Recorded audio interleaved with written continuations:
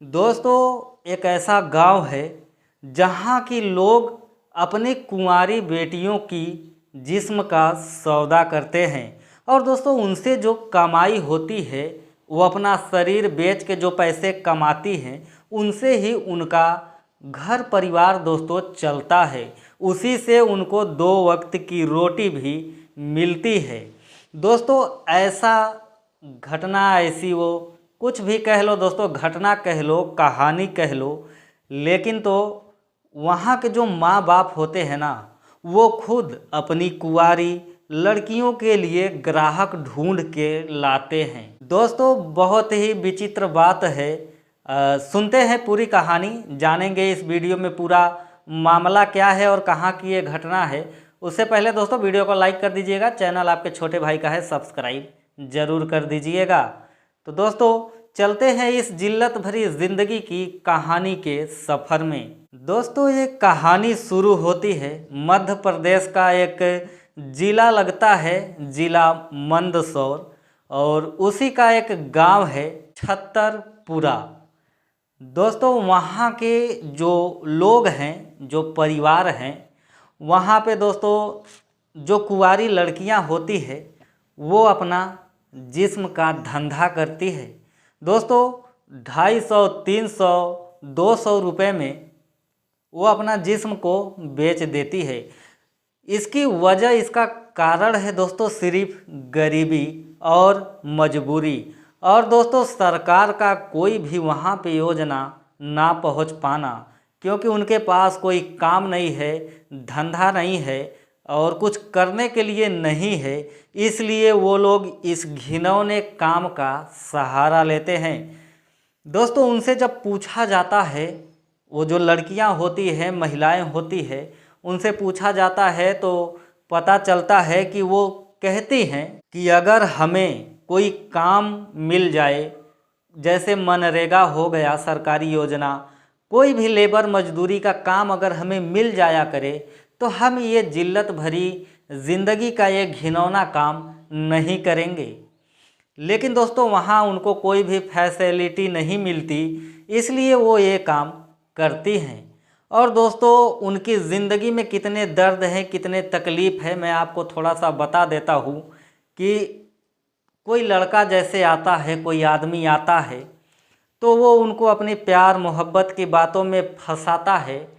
और दोस्तों, उनसे वो 3, 4, 5, 8, 8 बच्चे पैदा करता है और छोड़ के चला जाता है। दोस्तों, उन बच्चों की पढ़ाई लिखाई, खाना पीना, परवरिश जो भी होता है, उनकी पूरी जिम्मेदारी वही लड़कियां उठाती हैं जो उन्हें पैदा करती हैं। और दोस्तों, वहाँ सबसे बड़ी बात यह है कि जिस लड़की की शादी या सगाई हो गई है वो दोस्तों इस धंधे में नहीं जाती, वो ये काम नहीं करती, क्योंकि दोस्तों उनका अपना परिवार हो जाता है और पति उनका खिलाता है पिलाता है, इसलिए वो इस धंधे में नहीं जाती। लेकिन दोस्तों, जिसके घर में मजबूरी है, किसी का बाप है तो अपाहिज है, किसी का माँ नहीं है, किसी का माँ बाप दोनों नहीं है, तो वो सब लड़कियां दोस्तों अपना जिस्म बेच के अपने घर का और अपना ज़िंदगी का गुजारा करती है।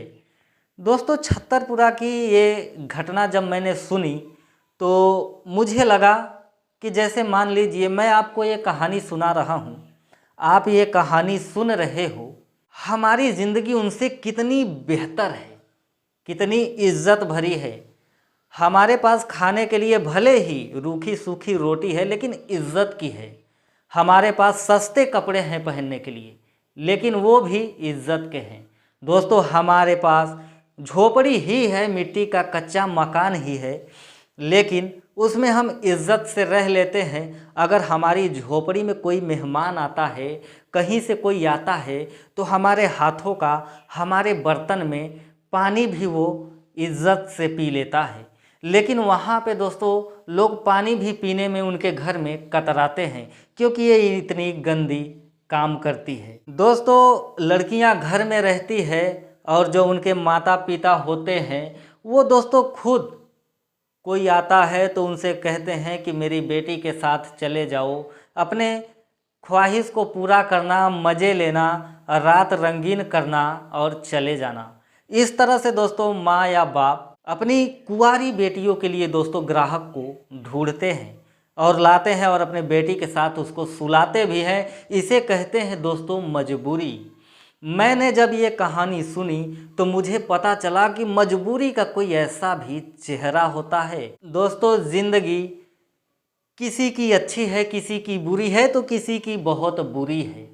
हम लोग दोस्तों जो है, मैं और आप जो हैं, हमारी ज़िंदगी दोस्तों बहुत अच्छी है।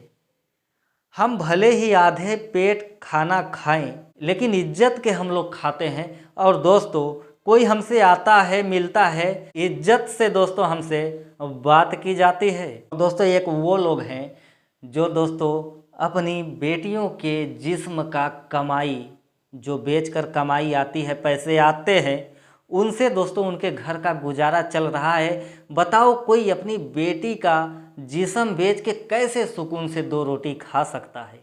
तो दोस्तों इसे ही शायद कहते हैं गरीबी में आटा गीला होना और दोस्तों मजबूरी। दोस्तों इस तरह से ये सब बातें जब सामने आती है तो कितनी तकलीफ़ होती है कि बताओ, आज का ज़माना 2024 का है, लेकिन फिर भी ऐसी कुछ घटनाएं सामने आती रहती है। दोस्तों ज़्यादा कहानी को बड़ा नहीं करूंगा, आशा करता हूं कि आप लोगों को समझ में आ गई है।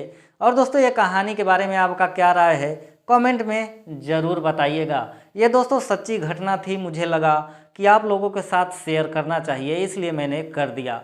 और दोस्तों इससे किसी की भावनाओं को ठेस पहुँचाना या आहत करना बिल्कुल भी नहीं है। इस कहानी का मकसद सिर्फ आप लोगों को ये बताना था कि आज के भी ज़माने में आखिर ऐसा सब कुछ हो रहा है।